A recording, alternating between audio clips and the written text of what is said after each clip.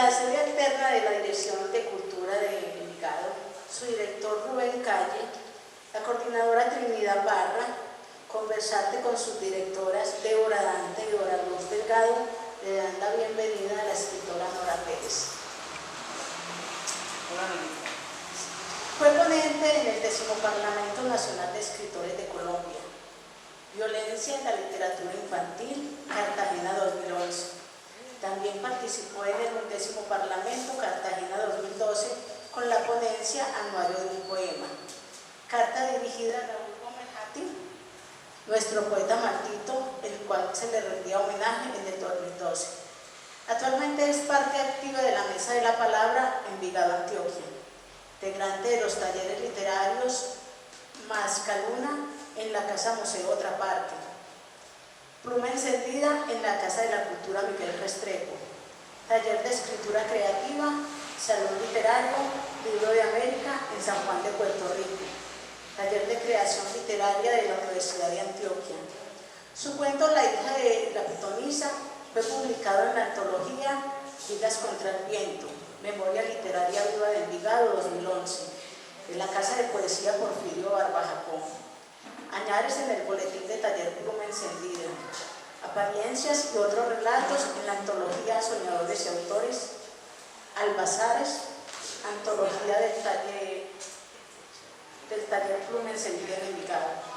Dolor de lluvia apareció en la revista virtual Mascaluna. En 2013 la editorial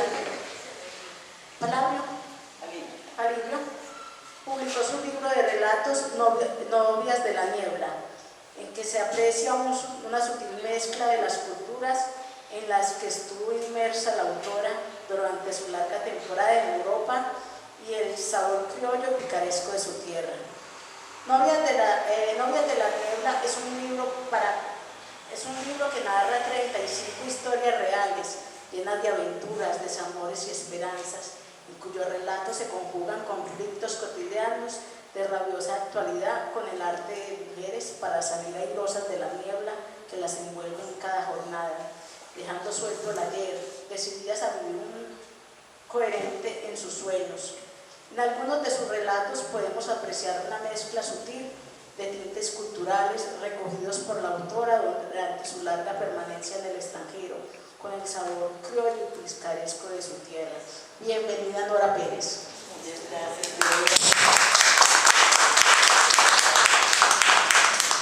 Y muchas gracias a todos vosotros por acompañarme. Me siento muy halagada. Bueno, yo a Nora la conocí en la velada de Envigado que preside el señor Fabio Gómez. Me dejaste encantada con tu obra. Muchísimas gracias. Bueno, entonces pasamos a que nos cuentes de tu obra y gracia. A ver, este es como mi primer hijo hecho realidad. Me preguntan sobre la publicación a veces. Hay que publicar por una sencilla razón. Yo espero que todos ustedes son escritores y que estén de acuerdo conmigo. Hay que publicar porque hay que deshacerse de todos sus apuntes, hay que deshacerse de esas carpetas que tenemos con escritos de años y años y que no están rindiendo, para descubrir esa complicidad con el lector. A mí me encantaría hablar con un lector mío, pero que sin que supiera que yo soy la autora y que me comentara el libro, el lector, porque pienso que es muy agradable para un autor tener ese contacto, porque para ellos es que se escribe. Al fin y al cabo somos escritores por los lectores. Yo pienso que si nadie me lee no soy escritora, así escriba 100 libros. Me hace escritora un lector, así como los precios de las casas los ponen los que las compran, los que ofrecen. La gente puede decir, esta vale 1.000 millones, pero si nadie ofrece 1.000 millones, no vale 1.000 millones. Lo mismo pasa con un libro. Si no tienes quien lo lea, no, me parece que es un sueño todavía, antes de que lo lean. Cuando empiezas a recibir comentarios, mi experiencia, tan pronto empecé a recibir comentarios, sentí que había escrito algo. Antes no. Y soy de esas autoras que no vuelven a leer los libros. Yo no le voy leyendo así en estos eventos, pero que me siente a leer el libro no me atrevo. Bueno, en la reseña nos dice que son historias reales. ¿De dónde nacieron esas historias? Mira, yo pienso que para uno escribir, ustedes son escritores y saben más que yo, tiene que ser algo que le impacte. De esa chispa, del impacto, a mí personalmente, del impacto que me produce una persona, no un hecho, una persona. De ese impacto sale la historia. Por eso mis historias son reales, porque yo parto del personal, nunca parto de otra, no tengo otro punto para partir sino el personaje. Después de que veo el personaje, entonces ya viene, aunque sea ficción, pero siempre primero está la persona. Y afortunadamente la gente tiene muchas historias muy buenas. Vea, en este momento que tuviéramos tiempo, cada uno podría echarme una historia bien rica. Y segurísimo que nos iríamos a divertir muchísimo. Yo creo que es muy entretenido no hablar de nadie, pero escribir de todos. Más que todo, eso fue lo que me indujo a plasmar los relatos. ¿Por qué? Porque a veces las mamás siempre tienen consignas para cada uno. Mamá decía, nunca se habla de nadie, nunca se habla de nadie y nunca se mete la mano a un bolsillo. Esas eran dos enseñanzas que las tenía y lavé dólares por montones, porque me iba de paseo y como no podía meter la mano en el bolsillo del marido, entonces lavaba los dólares. Y eso mismo me pasó con los rumores, con los cuentos. Pero yo sabía muchas historias. Escuchaba, paraba la oreja en todas partes y las sigo parando. Y un día resolví escribirlas. Y otro día resolví recopilar todo eso y estas 35 por lo menos se salvaron. Las otras están en veremos todavía, naufragando en montones de papeles, en montones de carpetas en el computador. Por eso, recójanlas y publíquenlas. Que el Ministerio de Cultura la Secretaría de Cultura de Envigado nos va a ayudar a todos siempre. Pues ese es nuestro sueldo. ¿Verdad que sí? Por eso es lo que estamos uno se propone, vea, hay una editorial en Argentina, en este momento, que ustedes pueden mandar por $300 nomás. No van a tener los libros físicos, pero sí van a tener su libro y van a poder verlo así, si lo piden. Es una experiencia bonita. Recopilen todo y mándenlo a esa editorial, son $300. Todos nosotros nos podemos conseguir $300 y vamos viendo lo que tenemos. El cuento, uno siempre dice que uno quiere a todos los hijos igual y es cierto, pero hay un cuento que te debió haber conmovido más, enamorado más. A ver, yo le dediqué mucho de mi vida, porque ese cuento empezó cuando yo era pequeña, escuché la historia y la seguí escuchando a través de todos mis ancestros, la abuela, la tía, la bisabuela, todo el mundo contaba algo al respecto. Y todos esos años estuve dándole, se llama Amores Imposibles, que fue a última hora Amores Imposibles. Bueno, compártelo. Y de esos, es muy largo, y de esos personajes, se me reveló el personaje, cambiando, de esos personajes que se le pegan a uno y no los puedes como controlar. Persiguen y te persiguen. Pero este es un grupo, es indómito. Yo no pude con él, hasta la ropa la tenía que cambiar cada rato. Es muy curioso.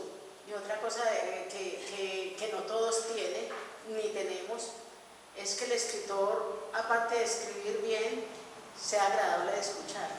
Y tú tienes esas dos cosas que impactan mucho. Ay, Eres muy agradable de escuchar. muchas gracias, qué linda eres. ¿A qué te invito? No. Mira, sí, uno se va haciendo, yo a mis profesores de talleres les agradezco mucho, mucho, mucho. Todos han dejado en mí una huella bastante, bastante fuerte. Y uno, por ejemplo, que como estoy como 10 años con él, que se llama César Herrera, él luchaba y me empujaba todos los días, era para que yo cogiera un estilo propio. Y tengo una cantidad de aberraciones literarias. Yo pienso que no debo leer cuando voy a escribir para evitar la copia, aunque muchos me dicen, no está aquí ninguno de los que defiende que de alguna manera todos nos copiamos, de alguna manera. Yo no quiero, seguro que hay influencia. Pues más que copiar es que ya está escrito lo que uno escribe. Es cierto. Borges mismo decía, si ustedes ven la temática, la cuentística, que simplemente que él toda la vida hablaba de lo mismo, lo que pasaba en todos los cuentos, que la única diferencia era que cada vez lo abordaba de distinta manera, pero que el tema es el mismo. Esa es la defensa del plagio. No exactamente el plagio, pero en parte sí. Es cierto que todos los temas están tratados y nadie se inventa nada, que es lo que dicen algunos autores. Pero por lo menos que yo no lea un párrafo mío y inmediatamente haya una resonancia literaria en otro libro. Sí, me parece muy desagradable. Recuerdo una vez que un escritor español, periodista, Fernando Sánchez Dragón, le hizo una entrevista a Isabel Allende, hablando cuando ella sacó La Casa de los Espíritus. Entonces estuvo en España y le estuvo haciendo la entrevista y resultó que todo tenía resonancia y se ha pegado una enfadada a esta señora terrible, terrible. Dice, pero ¿qué me estás diciendo? Todo resonancia. Este hombre es muy incisivo y yo creo que se ha leído al mundo entero. Y por eso cada vez que leía un párrafo decía, estas frases tienen resonancia literaria de tal y tal autor. Eso es lo que a mí me parece triste. Me parece tan triste que tengan que repetir las palabras de otro. Es cierto que todos manejamos el mismo vocabulario. ¿Cuántas palabras tiene el español? ¿Alguien sabe? Son 10.000 más. 10.000. Señor, no sé más. Vea, cierto que todos tenemos que usar ese mismo, es la herramienta que tenemos. Y es de Se todos. multiplica por las acepciones. Ajá, y es de todos. Pero pongámoslo, siquiera pongámoslos en otro contexto. Soy partidaria de no leer mientras estoy escribiendo, no leer. Y si ahora, por ejemplo, que estoy escribiendo la novela, terminándola, me muero de ganas de leer, pero no puedo leer, porque es inconsciente la influencia que ejerce el autor en uno, inconscientemente se plasma en el escrito. Y yo sí le digo a todo el mundo, va a escribir, no lea. Desde un periodo de un mes, voy a escribir, me voy a escribir, pues no voy a tocar un solo libro. Eso es muy mío, me dice que es contraproducente, pero bueno. Es tu estilo. Es bueno, vea, coge la historia y la cuentas como, ya les voy a leer y ustedes verán que la cuenta como si estuviéramos hablando. ¿Cuál fue que dijimos? Amores imposibles. Hay más otros. Amores imposibles. Sobre una ladera de la cordillera central en los Andes colombianos, al sur de Antioquia, se alza majestuosa un enorme y precioso trozo de una selva virgen. Contaba papá que solo un brujo se había atrevido a desafiar ese monte, abriendo camino en la espesura, a machete limpio, por 3 kilómetros hacia adentro. Allí armó una cabaña y se quedó a vivir sin que nadie le hiciera compañía. Cuando llegó al pueblo, no tenía precisamente el aspecto desgreñado del hechicero que vive camino del infierno cada día. Al contrario, los fines de semana, cuando montaba su kiosco en la plaza principal, parecía más bien un santo salido directamente de una procesión de Semana Santa. Vestía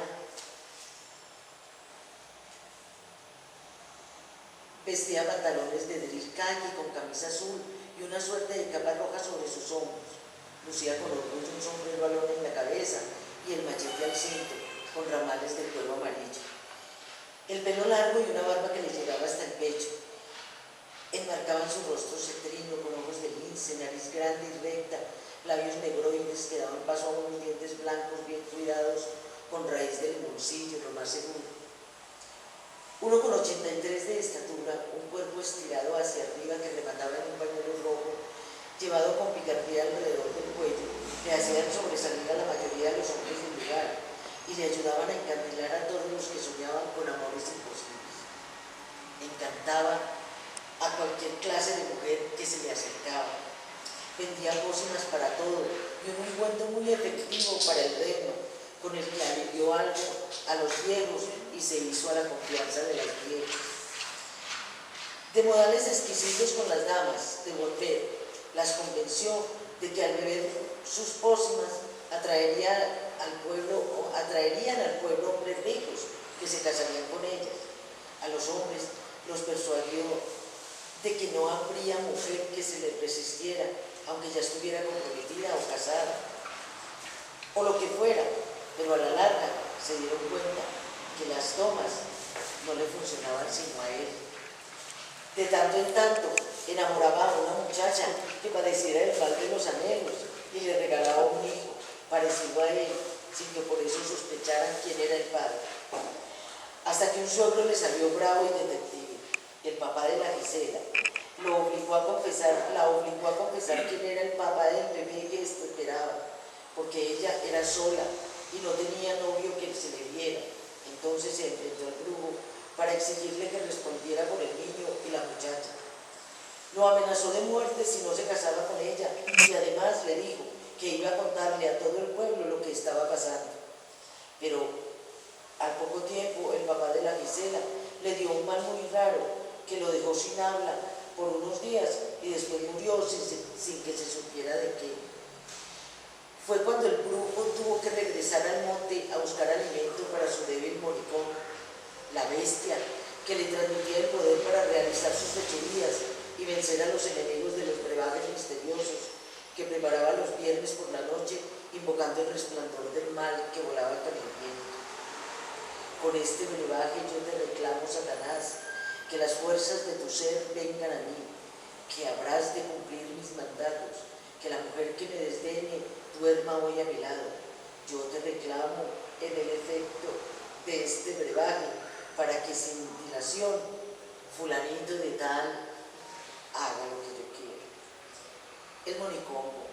Cuenta la leyenda que el brujo, para darle vida a este demonio, tenía que echar un gato negro vivo en agua hirviendo y cocinarlo durante 3 horas. Después, en una noche de luna, meterlos en un talego hecho con piel de tigre y ponerlos a secar a la horqueta de un yarumo hasta que desapareciera la luna y se transformara en una especie de monstruo peludo chiquitico que cupiese en el bolsillo para poder llevarlo a todas partes, aunque su tamaño fuera ajustable a las circunstancias. Se sacaba de la bolsa en la oscuridad, se le daba de comer un paño de agujas o un bebé muy tierno para que cobrara vida y le concediera a su amo el poder de hacer con otros lo que deseara. El brujo que lo tuviera gozaba de poderes extraordinarios como la bilocación, la transmutación y volverse invisible cuando quisiera.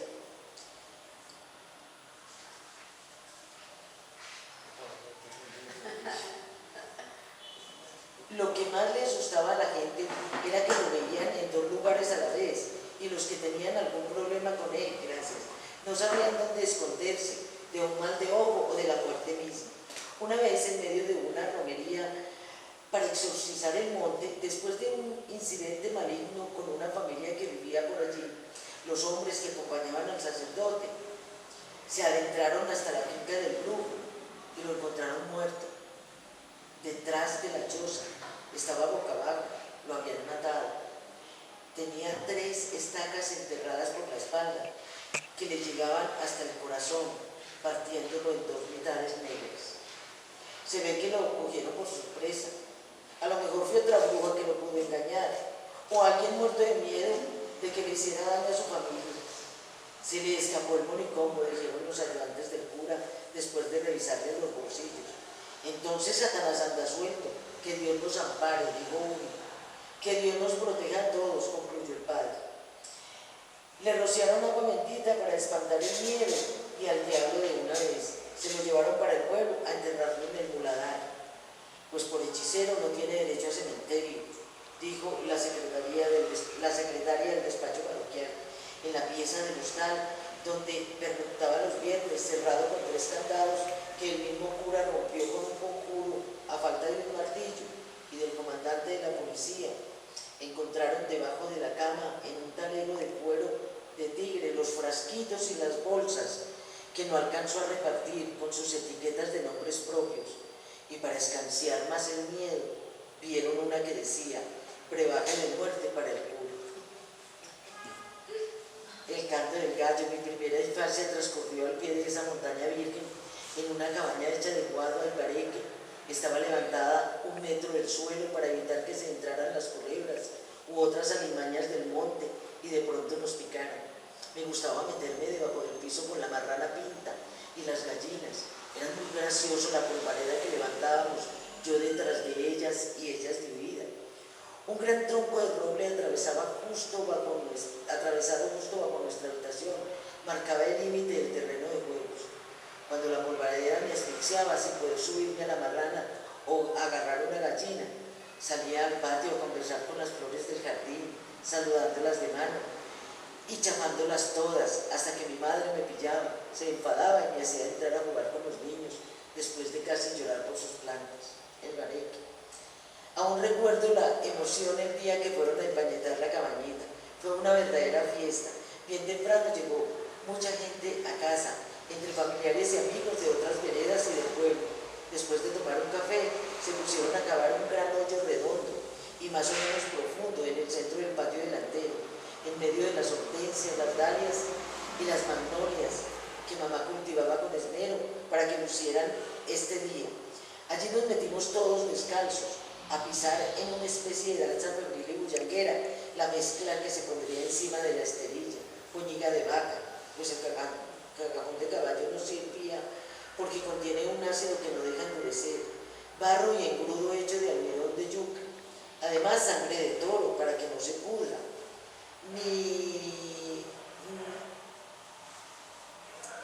para que no se pudra nunca la pared y la mezcla. No recuerdo para qué, y la mezcla y la melaza no recuerdo para qué. Cuando el amasijo ya estaba uniforme, corríamos con nuestros cuencos llenos y los lanzábamos a la esterilla. Entonces papá, con una tabla a modo de palustre, revocaba la pared hasta que quedara lisa, con cara de cemento y se viera bien bonita después de pintarla.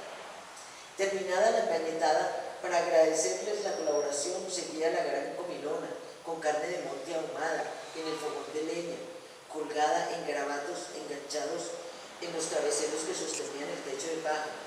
Comíamos al son de tiples, guitarras que rasgaban al viento, huascas populares.